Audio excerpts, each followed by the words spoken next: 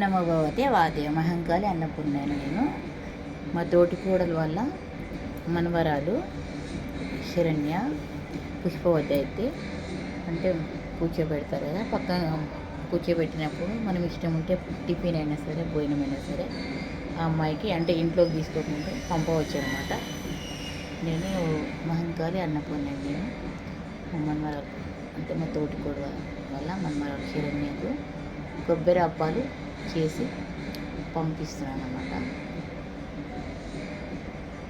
నేను ఈ video 2024 September 5న తీసాను. 2024 సెప్టెంబర్ 4న అయిందనమాట. ఆ అమ్మాయి పుష్పవతి అయింది. మన భోజనమైన టిఫిన్ అయినా ఇష్టం ఉంటే బంధువులమైనా సరే ఫ్రెండ్స్ అయినా సరే అలా పంపవచ్చు అనమాట అమ్మాయికి.